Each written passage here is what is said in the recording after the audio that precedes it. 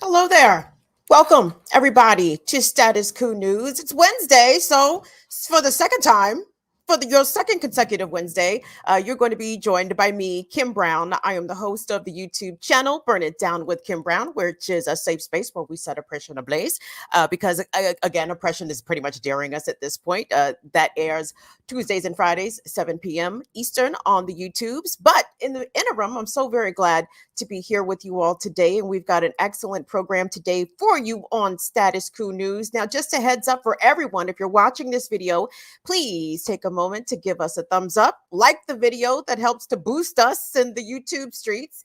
And if you have not already subscribed to the channel, take a moment to do so as well. And consider joining and becoming a member of Status Coup News. I cannot underscore the importance of supporting independent media, especially independent leftist voices. There's not enough of us out here. You don't see us on the mainstream channels.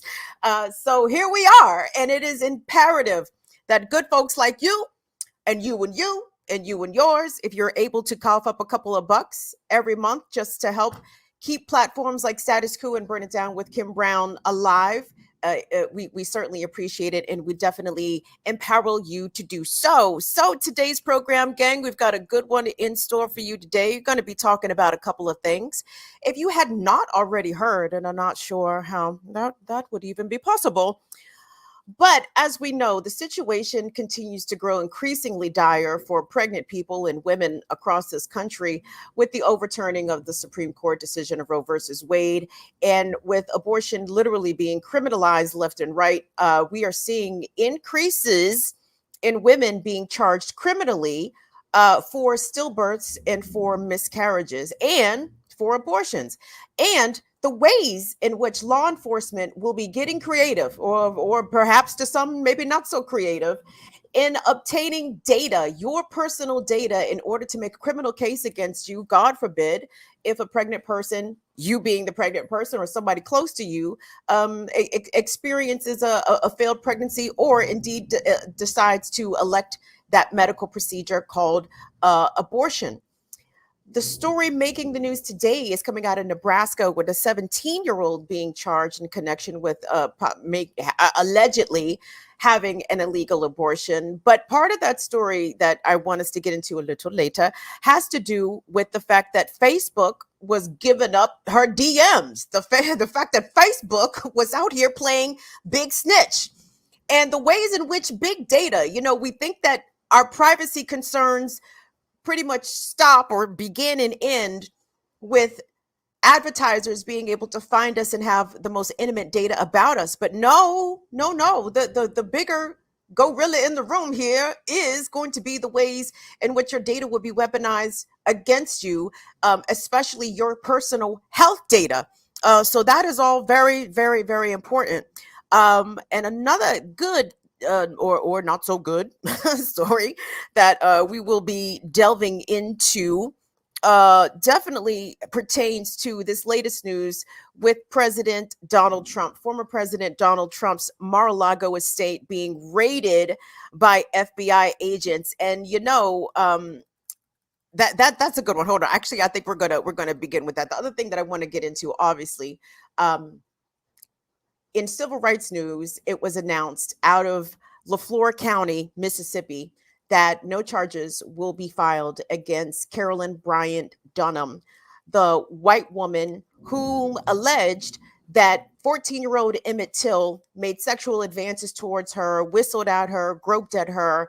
And these were the lies that led to the lynching of a 14-year-old in the Deep South back in the 1950s, and the ways in which certain folks are allowed to literally get away with murder. And we'll get into that in a moment. But I did want to begin with this Trump thing, because this Trump thing is humorously uniting a lot of people that I already dislike. It unites liberals across racial stripes.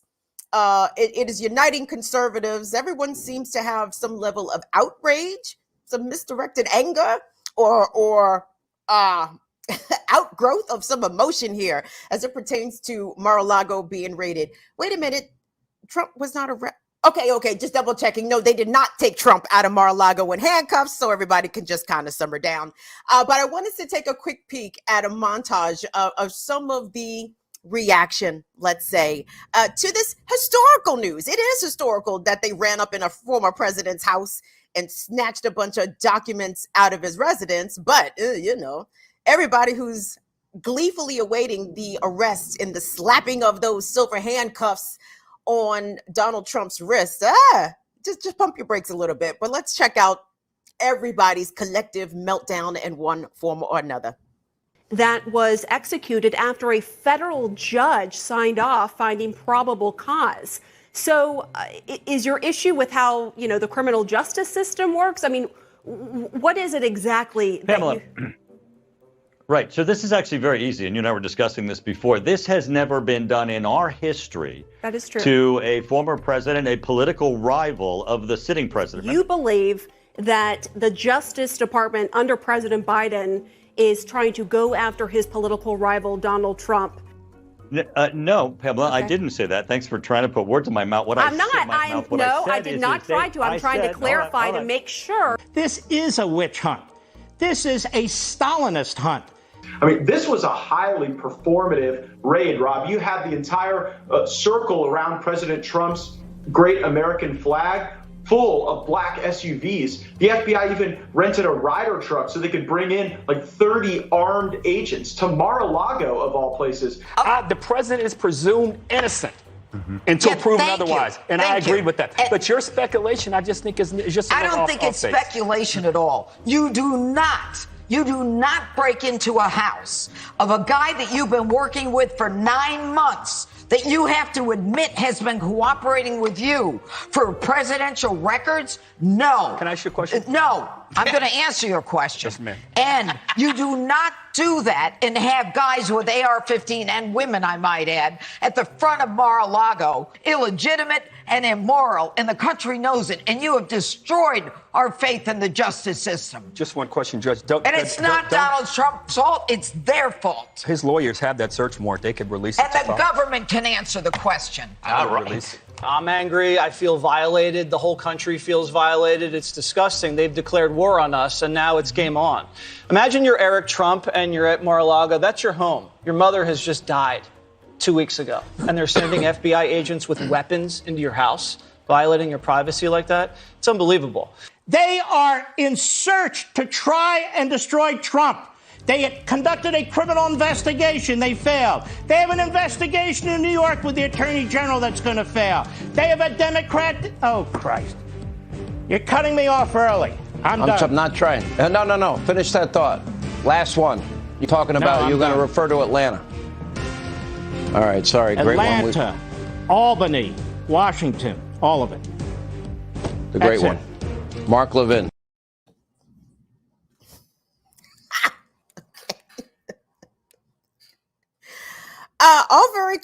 All very cute reactions there coming out of Fox News.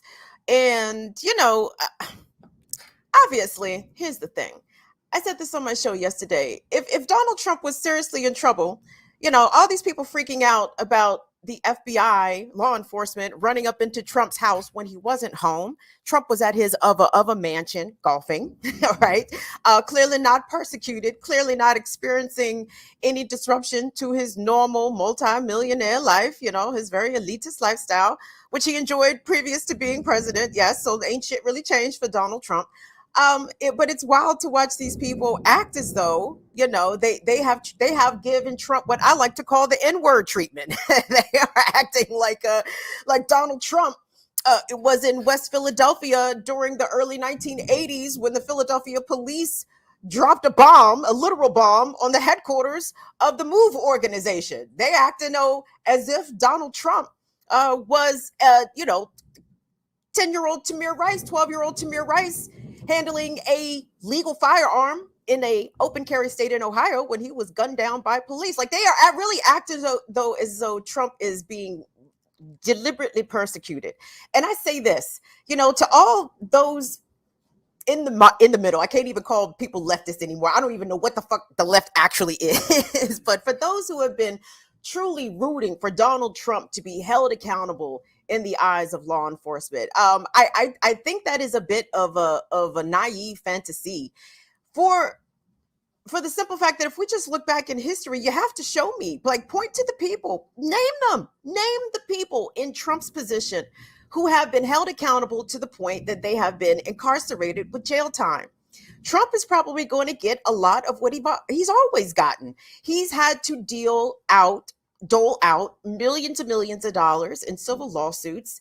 The extent or the success of this civil litigation in front of him in New York State, where today or yesterday, Donald Trump allegedly pled the fifth, and some media folks are making a very big deal out of Trump pleading the fifth. Oh, but look, he said here in 2015, why would you plead the fifth if you're innocent? Gang, why the fuck are we trying to fact check Donald Trump? Okay, like why is any credible media spending any time trying to fact check Donald Trump? I mean, are you able, do you want to somehow contain slime? Would you like to be able to tie slime in a knot? Do you know how impossible that is? Why is anyone trying to hold Donald Trump accountable for being less than truthful, aka straight up lying? This is his modus operandi. This is what he does. And the failure to deal with him on the level in which Trump has made it very clear that he is here to be dealt with, as in not very seriously at all, in the sense that Trump is not here to adhere to any sort of protocols or any sort of decorum or any shit like that. Trump operates straight up like a gangster, and you need to treat him accordingly, okay? But at the same time, he is of the same gangster ilk as John F. Kennedy's father. He's of the same gangster ilk as Prescott Bush. This is a wealthy, powerful white man. You do not just take him down. And please do not assume that just because the Biden administration is currently in power, that they are somehow motivated in any earnest way to really remove Trump or to neutralize him as a political threat, which they could, all this shit could have easily been done during the impeachment hearings, during a lot of stuff. But they either lack the desire or the outright ability to fully get rid of Trump politically, to force him off that political stage. And I do not even think that what we're seeing out of Mar-a-Lago yesterday is indicative that the Democrats are actually going to rise up and do something somewhat radical here. And I know the actual rating of the compound itself is indeed radical, but again, all that is spoken like people who have never dealt with the police. Have you never dealt with the police? Do you not know how police actually operate against regular people? Usually when they're coming with search warrants, they're coming with arrest warrants, okay? And they still gave Trump the undoubted gentleman's courtesy to raid his place when they must have known that he was not going to be there, right? So these fantasies of perp walk that I see coming out the left, a Trump perp walk is what moderates and Democrats, I think, stay up late at night in their beds with a bottle of lotion, just fantasizing, slobbering over themselves. Like, when is that Trump perp walk coming, right? It's not coming. I don't think it's coming. And trust me, I would love nothing better than to be proven wrong. I would love to see a person of Donald Trump's stature really be held accountable. And I know people are going to be like, oh, well, what about Epstein? What about Harvey Weinstein? What about this one, that one? Yeah, but relative to the amount of fuckery that those people who hold those social positions and those demographics literally are seldom, if ever, held accountable for the damage that they do. I mean, those people are the sacrificial lambs. Donald Trump, to me, is more representative of a Jamie Dimon or even a George W. Bush. God damn, where's all this energy hoping that Bush gets escorted out of his compound for the war crimes and shit that he's done? And I'm not here to cape for Trump at all. Let me be very clear about that. But God damn, if we're going to put things in perspective, kids, let's put it in perspective, okay? January 6th, as Washington Commanders defensive coordinator Jack Del Rio said, was nothing but a little dust up. It was just a little dust up. The Iraq war and the wars in Afghanistan were things that have caused irreparable harm to those regions, to those peoples, and even to the U.S. military veterans who served in those military excursions. I hate to even call them military excursions because they were far, far worse and more consequential than that. But the thing about Trump, you guys, you have to understand that demographic very seldom goes down. Very seldom goes down. And let me give you an example of the ways in which historically you really, and again, and I say this from my perspective, from my intersection of the world, as a disabled Black woman. It's not all the time that I see powerful white folks being held to account. They don't even have to be powerful, son. Depending on the circumstances, situation, and even the historical time frame, they don't even have to be powerful white folks. They just have to be white, and it doesn't even really matter the acts that they've done. And I want us to go on to the next story to kind of illustrate the ways in which that works, guys. If you're upset that Donald Trump has not been held accountable for, it's not even arguable. Has Donald Trump committed crimes? Yes. Has he committed crimes that he deserves to go to jail for? Absolutely. But when the country is literally formulated for you, when the founding fathers only considered white men in the entire document, right?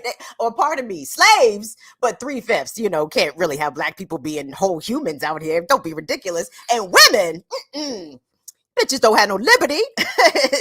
I mean, this is how the country was founded, right? So please don't be under the gullible guise that somehow in 2022 this mission statement, architected by the founding fathers, don't think for a second that we have deviated much from that mission statement at all.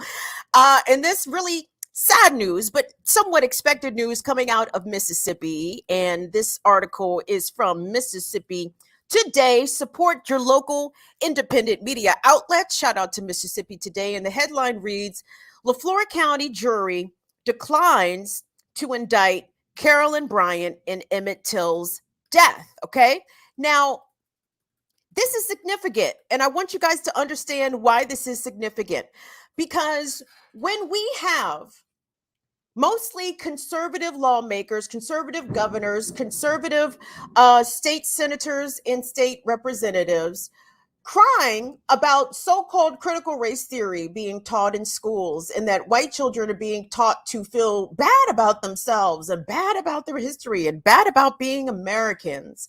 And they talk about racism through this lens of historical, but as in, oh, that was so long ago. Slavery's been over. Why don't you get over it? What we need to understand is that slavery and its relics, racism, Jim Crow, the murderous ways in which non-white people, but specifically Black folks, were lynched for arbitrary reasons without the benefit of due process whatsoever. That's in our lifetime. Okay. It may not be personally in my lifetime, but you know who was alive when Emmett Till was lynched? Both of my parents, all of my grandparents. This is not something that happened in the distant past. Okay. This is right here still with us.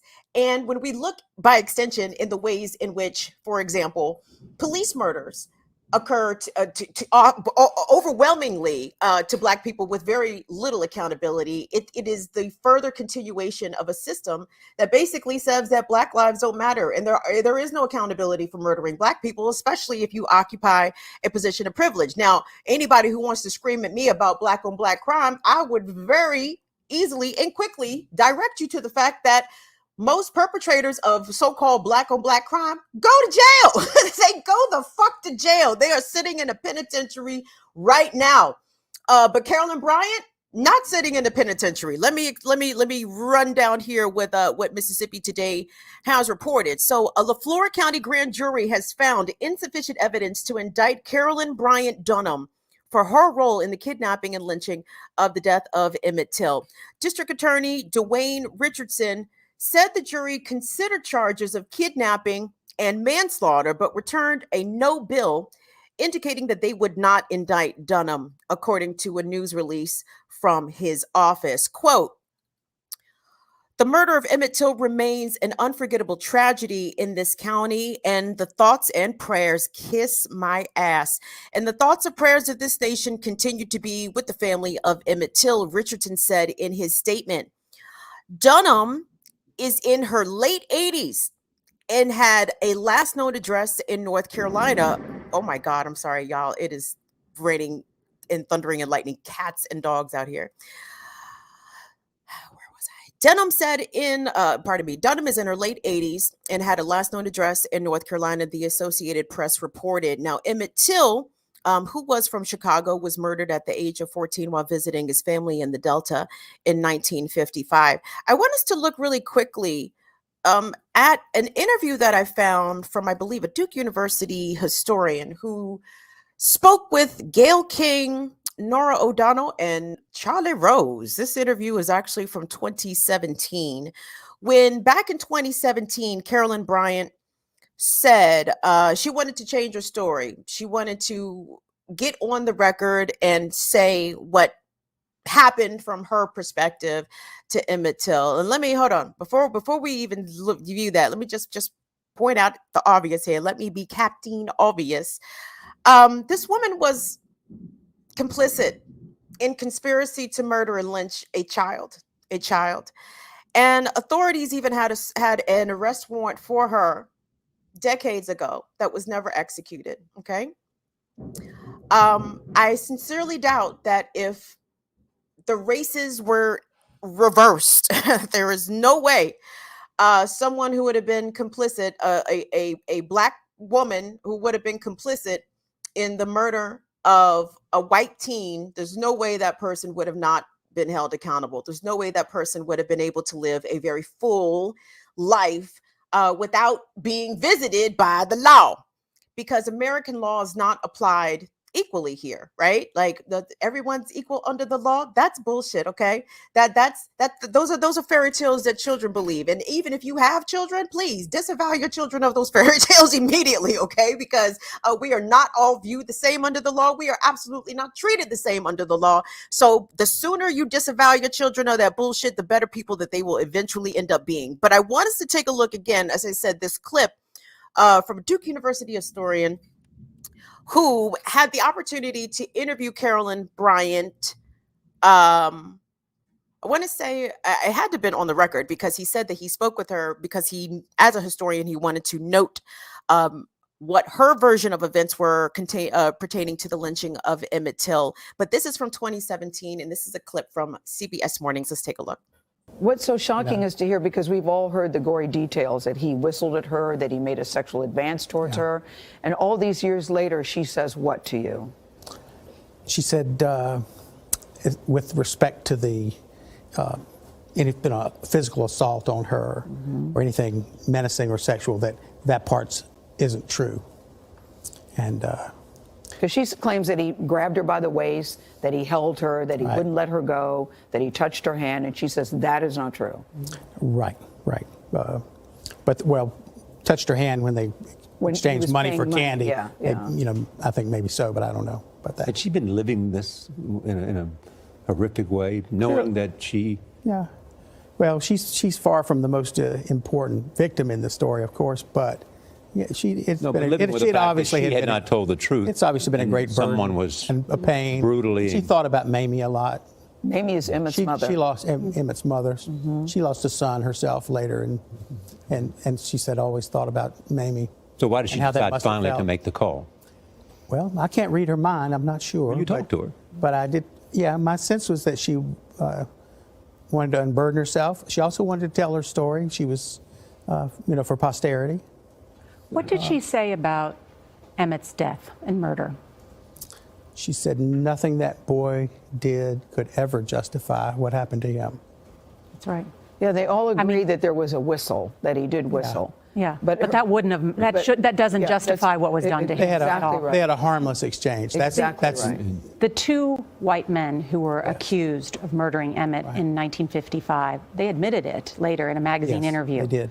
They were acquitted by an all-white, all-male jury, and so they could not be retried. What did she say about them? One was her husband. One was her husband. One was her brother-in-law, who she described as being domineering and brutal, and not a kind man. It was. They were not the only people involved in the lynching of Emmett Till. There were other family members and a family friend involved. Stunning and not stunning at the same time, and I really want to underscore this to our white friends, colleagues, allies, comrades. You have to understand why non-white people are very disaffected and jaded towards the system, because you have to be able to point to us at a time in America's history where the system ever helped us, where it ever benefited us. There have always been, I won't say always, let me say in recent modern times, there have been occasionally moments where folks have been held accountable for racial violence towards Black people. And this, and not just Black people, but including Black people. And obviously, most recently, I'm thinking about the conviction of Derek Chauvin. But when you literally sit back in deep and ponder the thousands of Black folks, and really thousands of people who have been murdered in this instant, not in this instance, but I'm speaking now about law enforcement, have been murdered by people in a position of state authority, who have never been held accountable. And even though the murderers of Emmett Till were not law enforcement, de facto, by the mere fact that they had the privilege of being white men in Mississippi, which basically denotes that you are an authority of some sorts. You don't need a badge to be an authority. You just got to be white with penis. That's it. That's the metric. That's the standard. And the people who murdered Emmett Till, that's all that they had to be. And the system that was supposed to protect Emmett Till instead acquitted them. But again, that's sort of that fantasy thinking, that American mythology thinking. To think that the system was ever supposed to protect Emmett Till is a folly. That's wrong, right? Because the system is always designed to protect those empowered by those who created the system. So an all-male, all-white jury acquitted Carolyn Bryant's husband and her brother-in-law of the brutal lynching of Emmett Till. And Carolyn Bryant herself told the story that led to this teenager's death. And this woman, again, like her husband, like her brother-in-law, has been allowed to live out a very long life, cloaked in privilege, never being held accountable. Even the attempts, the weak attempts at accountability with the trial of her husband and her brother-in-law resulted in the system working exactly as it is supposed to, by upholding white supremacy and diminishing the value of Black life. So when we look at somebody like Donald Trump, and what I perceive to be a very naive expectation that Trump is going down.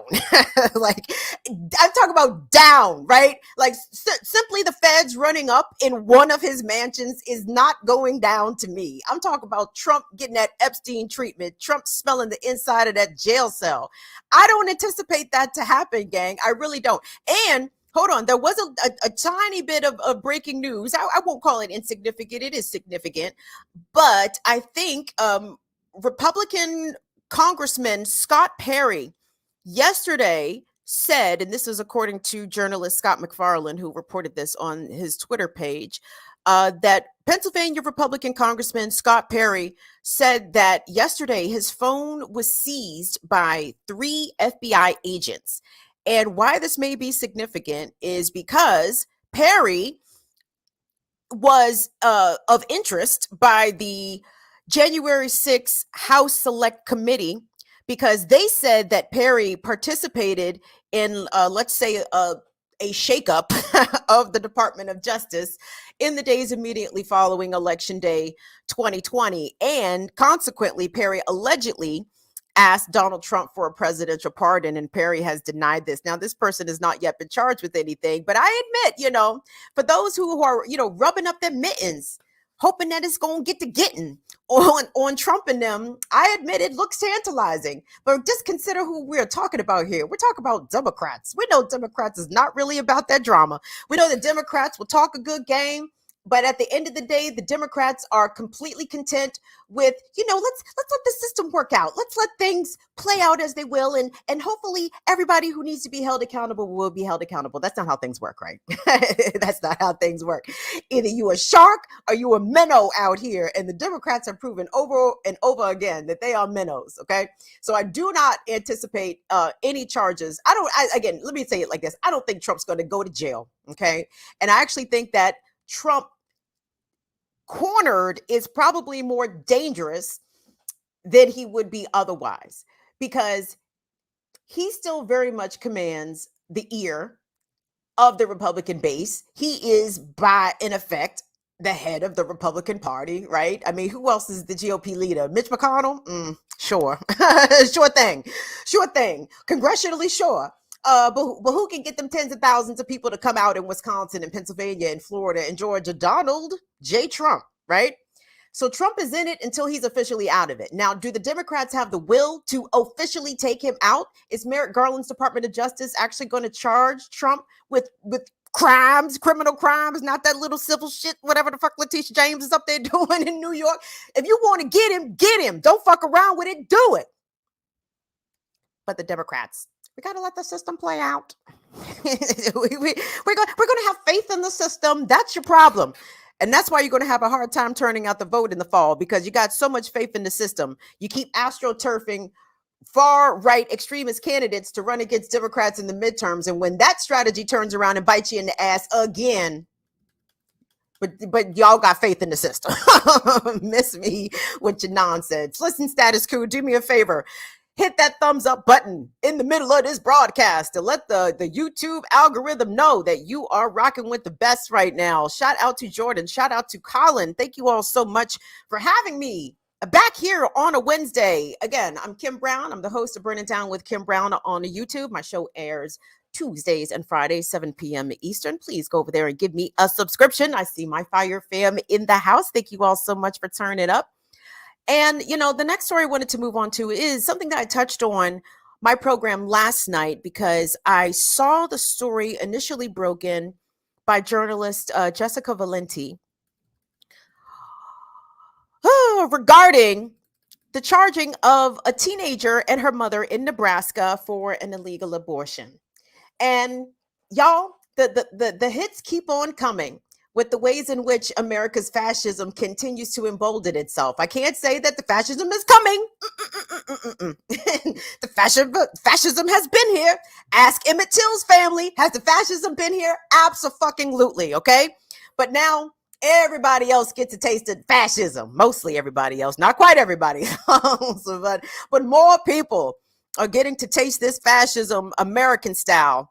And I know they're not liking it. And I'm going to get to this story in just a moment, but it is very important because the story of this teenager in Nebraska who has been charged criminally for allegedly having an illegal abortion should be chilling on a number of fronts, and it should be chilling also to the men folk.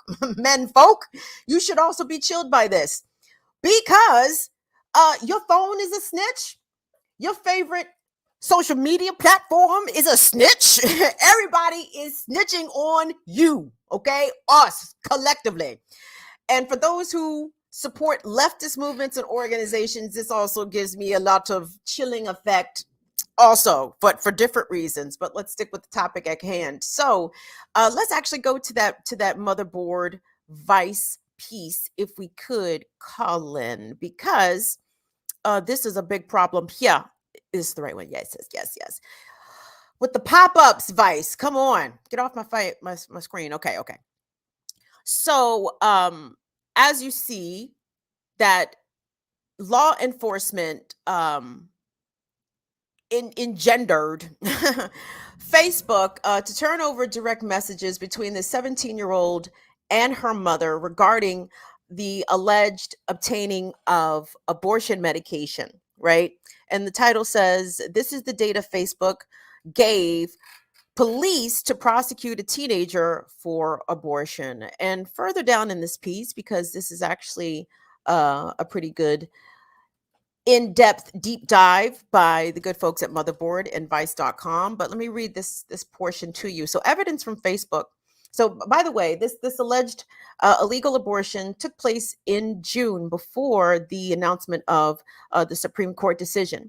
So in June, the state submitted a search warrant to Meta, Facebook's parent company, demanding all private data, including DMs, that the company had for the Burgesses. The Burgesses, by the way, are the mother and daughter who are being charged. Celeste Burgess, the 17-year-old, and her mother, Jessica. According to an affidavit submitted along with the search warrant, Ben McBride, who is a detective with the Norfolk, Nebraska Police Division, had unexpectedly given birth prematurely, supposedly to a stillborn child. I'm sorry. Yes. Okay, good. I'm sorry. My phone is ringing and it got distracted. Hold on. A detective with the Norfolk, Nebraska Police Division had been investigating the alleged abortion. The family told him that Celeste had unexpectedly, quote, given birth prematurely, supposedly to a stillborn child. Celeste then enacted the help of her mother, Jessica Burgess, and the two of them buried the child together. I'm going to say the fetus here. Both of the Burgesses were telling others that they needed to dig the child's body up and then burn it. Okay. It goes on. There's so much thunder and lightning over my head. This is freaking me out. I'm very sorry, everybody. McBride's affidavit also states explicitly that the police exhumed the fetus. An exact cause of death was unknown, but the lungs didn't indicate that they had ever contained any air. A final autopsy report stated that the cause of death was undetermined. Okay, so the cause of death was undetermined. The findings were consistent with the fetus being stillborn, but the placement of the fetus into a plastic bag raised the possibility of asphyxia due to suffocation. Well, I don't know how much of a possibility that is if the medical examiner said that the fetus's lungs never inhaled air. But the long story short is that a court approved the search warrant and Facebook complied with it. According to other court records, the Facebook messages appear to show Celeste and Jessica talking about abortion medications, okay? And then it has an exchange here between the mother and the daughter. And Facebook DMs obtained by law enforcement were then used as the main basis for a second search warrant in which 13 laptops and smartphones were seized from the Burgesses. 24 gigabytes of data, including images, messages, and web histories from their phones, were extracted for the case. So I'm just curious, guys, how much personal and private information do you share in your DMs to your friends and family on Facebook, on Instagram, on Twitter, on a variety of different platforms? Yes, Gmail. And it's not new news that big data willingly cooperates with law enforcement to tell on you. Yes, it does.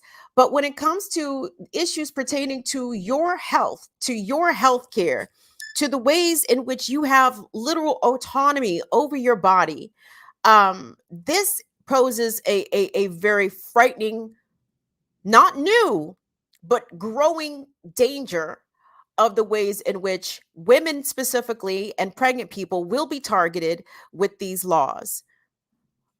Targeting abortion. Oh, and by the way, are you ready for the state to be digging in your personal social media DMs for the purposes of prosecuting you for a decision that you made solely about your body, your own personal body? Okay. Not how many kilos of coke we taking up the highway. No, not those kinds of DMs about what you actually do with your own body. I want us to take a look, okay, because what frightens me as a Black woman about this is that in the very same ways in which law enforcement and its resources and its assets are disproportionately deployed against communities of color and Black communities, why in the hell would I think that these laws targeting abortion restrictions and the criminalization of abortion and stillbirth and miscarriage, why would I think that these same laws would not be disproportionately sought after by prosecutors against non-white women and non-white folks. And we've already got some precedent for that, okay? Now, I do not know the race of the Burgesses. Let me actually go to the chat momentarily just to see if y'all know the race of the Burgesses out there in Nebraska. You know, I could make some assumptions. I could make some assumptions about Nebraska, but I know it's plenty of non-white folks in Nebraska. Maybe plenty is overstating it just a smidge. But I don't know the race of the Burgesses. But I'd be inclined to make an assumption. And here's the reason I would be inclined to make an assumption. So I want us to take a peek.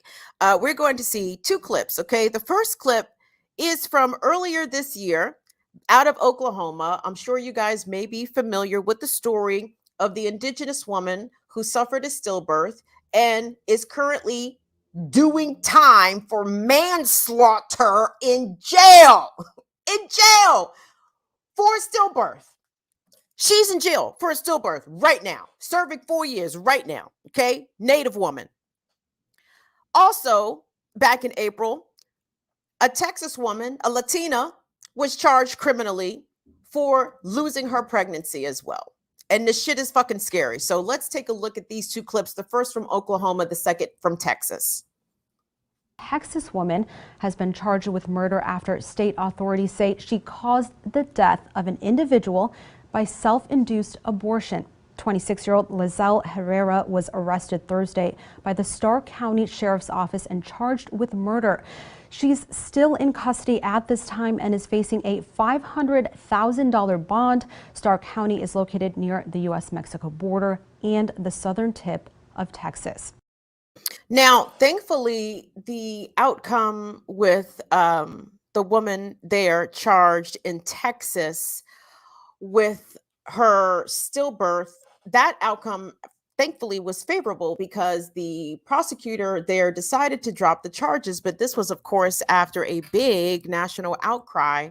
And shout out to funds like the La Frontera Fund there in South Texas, which helped to amass that woman's bond, because she was indicted by a grand jury, everybody. If there had not been some real public pressure from both inside and outside of Texas, there is a very good possibility that that prosecution would have went forward.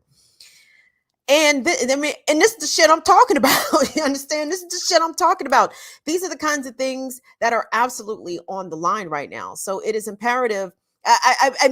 Sure. We can tote the midterm election line here and say that Roe is on the ballot, abortion is on the ballot, but really abortion has been on the ballot for many decades. It's about the lack of political will by Democrats in Washington to enact this sort of thing permanently into the federal statute. And, I wanted to point out the fact that on occasion,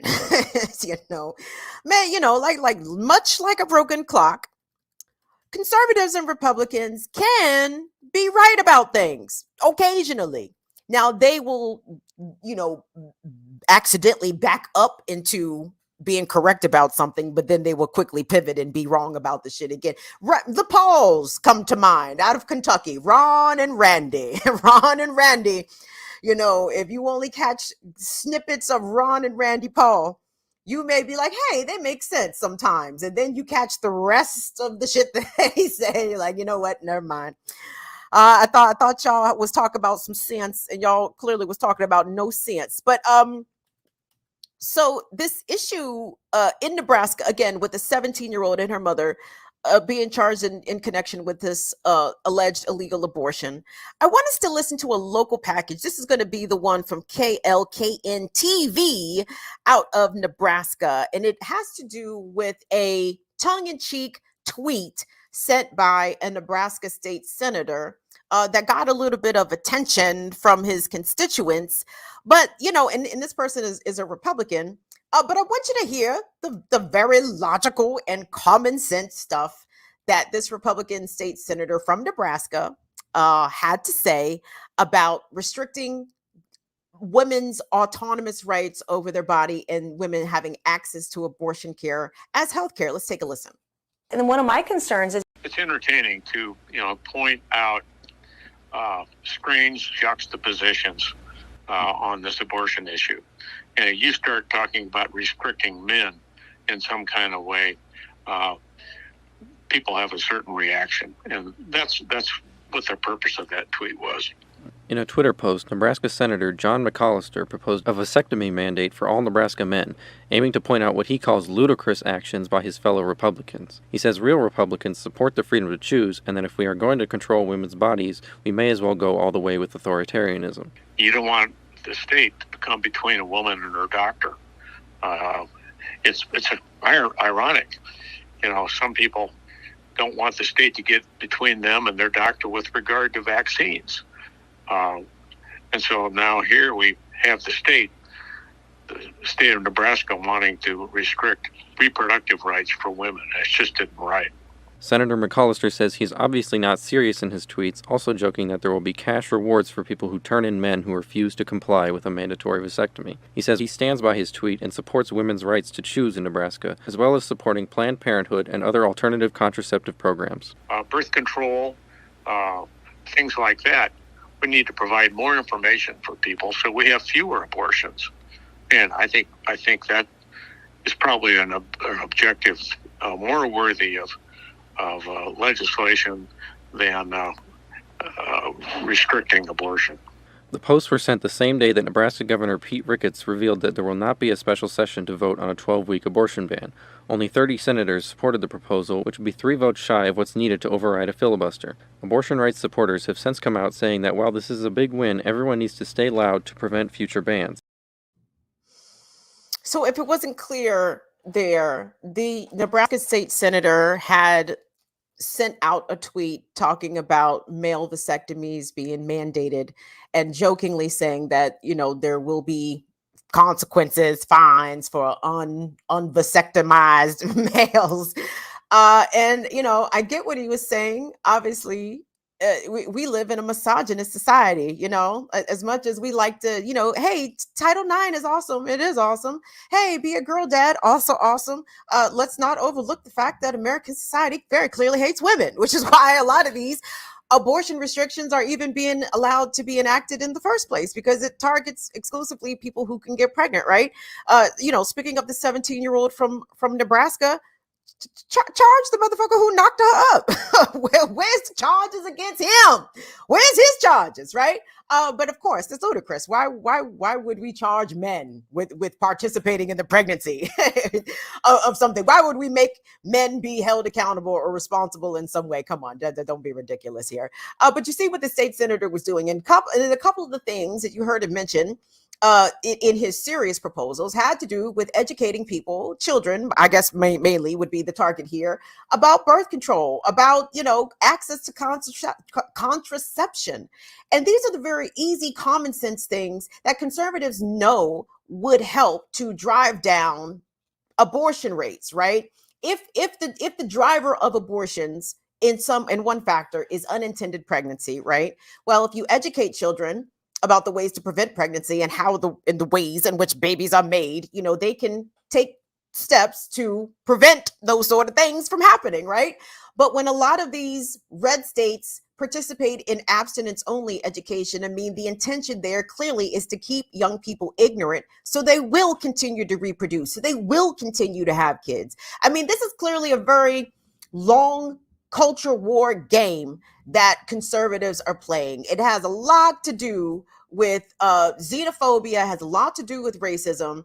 It has a lot to do with this white nationalistic fear that these extremists and right wingers hold that whites are going extinct, and in order to prevent white from going extinct, you must force white women to have the babies. Oh, and if you force some non-white women to bear children, well, that's adding to your ever-shrinking labor force, so it's a win-win situation, the fascism.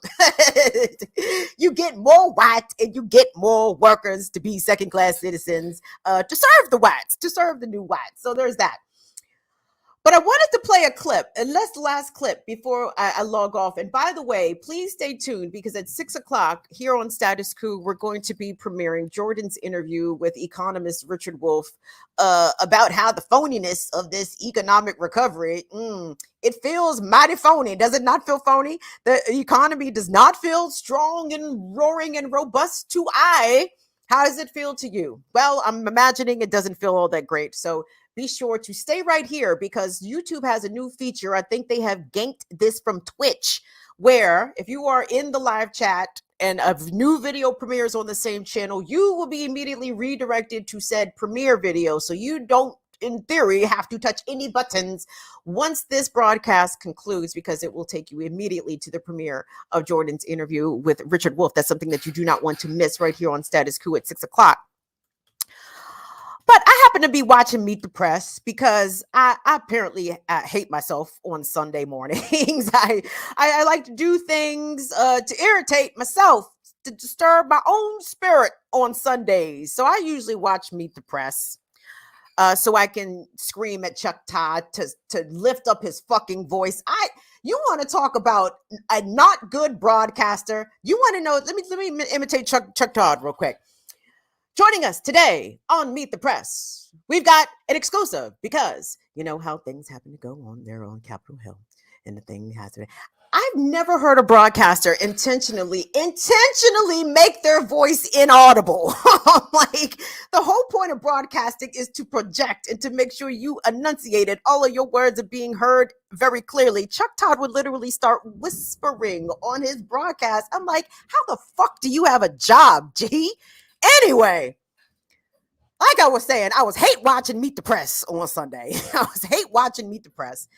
And Chuck Todd was interviewing South Carolina Congressperson Nancy Mace. Nancy Mace is a Republican. Nancy Mace is a 100% pro-life conservative representing South Carolina.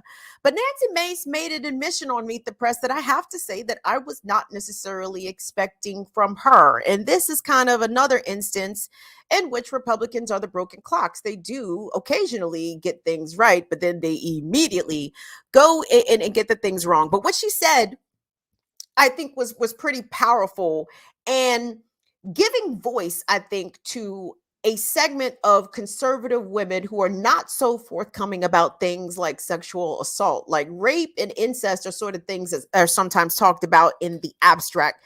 It's not always people who are in positions of political power who will admit that these things actually happen to them. So I'm always here to big up survivors when they tell their story. So if we could check out this clip of South Carolina Congressperson Nancy Mace talking on Meet the Press. And one of my concerns is you've got states that are going to try to ban women from traveling, that if you're raped, that you've got to report it to the police. Well, I was raped when I was 16, and it took me a week to tell my mother. By that time, any evidence would have been gone. And the violation of a woman's privacy, I can't tell you how traumatic that event was in my life. In my own home state, they want women to be required and mandated to report when they are raped. And I just can't even imagine a world where you're a girl, a teenage girl who's been raped, to have to report those things. And, you know, Handmaid's Tale was not supposed to be a roadmap, right? Yeah. This is a place where we can be in the center, we can protect life, and we can protect where people are on both sides of the aisle. And so it's important to take that perspective, and that's the perspective that Congress should have on everything that we do. But as you know, we're just so divided. Are we divided?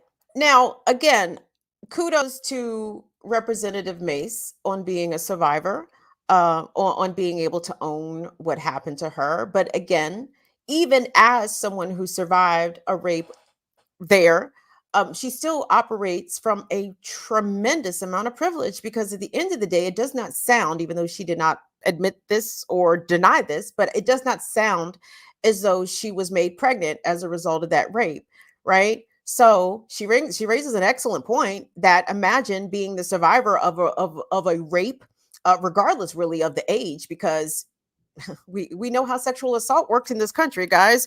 Rapists rape infants and they rape the elderly women as well. So women, girl, female, unfortunately are susceptible to be victimized with rape in that way. But anyway, so it doesn't sound as though she was made pregnant by that, thank God. But had she been, what barriers would she have encountered? What would she would have had to, what kind of things would she would have had to have proven to law enforcement in order to be able to legally obtain an abortion? And a couple things she said in the interview I thought was interesting. So she represents rural South Carolina, and she talks about how in a lot of rural counties that they lack OBGYNs, right? They lack a lot of doctors. How is a woman supposed to, number one, prove a rape and, monitor the progress of her pregnancy, and it's like there's all these ridiculous, truly insurmountable hoops that women who are trying to obtain abortion services in these abortion restricted places are going to be forced to jump through. Now, where she started talking crazy, and I did not include this because I'm like, you know what, it eventually will go off the rails. But later in that same exchange with Chuck Todd, she talked about the need to have a bipartisan agreement on abortion. She says that even though she's 100% pro-life, she agrees that there should be legal access to abortion in some way with, as she called it, guardrails in place where there are limits on, how far along a person can be before they can, no longer legally obtain an abortion. And she said, and the left wants to make sure that abortion remains legal up until the very last moment before delivery without any exceptions and for no reason whatsoever. And here come Chuck Todd, dumbass, talk about, yep, right. Like, that's what pisses me off really a lot about mainstream media. And I guess this is why I watch Meet the Press, so I can, be further validated in Chuck Todd's mediocrity as a journalist and as an interviewer. But I mean, how many times are journalists just going to sit there and let right-wing extremists, pro-life wingnuts, mischaracterize and misrepresent what reproductive justice activists want? I don't think anybody wants an abortion to be performed in the 8th or 9th month just because the mother don't feel like being pregnant no more. Like, that's not, nobody supports that. And I haven't seen a pro justice politician say that, nor have I seen any repro justice activists say that at all. And mainstream journalists know this, but they allow this propaganda from the pro-life community to just be put out there without challenge, without rebuke. I mean, name names. Congresswoman Mace, which leftist who in the repro justice community said that women should be able to abort a baby at 9 months for whatever reason they feel like make it make fucking sense. And this is why, again, it's so integral and desperately important that everyone watching now and who will be watching later support outlets like Status Coup, support outlets like Burn It Down with Kim Brown and Black Power Media, because the mainstream media is in on the scam. They are in on the fucking scam. They are in on it. They are here to mislead, manipulate, disinform. They are here to do all of that to us, right? But it is important that we be able to, I can't even say think outside the box. Think with some fucking common sense. That's not outside of the box thinking. Think about the shit that makes sense, and think about all these people on TV who are clearly making no sense, but a lot of them are just sitting there nodding in agreement with each other because, again, they are all in on the mainstream scam. So with that said, stick around right here at 6 o'clock. We are going to be premiering Jordan's interview with economist Richard Wolff about the disinformation about the health of the economy. But if you get an opportunity, please take a time to go on over to Burn It Down with Kim Brown, my YouTube channel. Give me a like, a thumbs up, a subscription. You can follow me different places on social media platforms at BIDWKB on Facebook, on Instagram, on TikTok, and on Twitter. We're at Burn It Down KB. So thank you all so much. Thanks again to Jordan. Thank you so much here at Status Coup. And I will be seeing y'all next Wednesday. Appreciate you, Fire Fam. Thanks y'all for stopping by. Thanks for stopping by. See y'all later.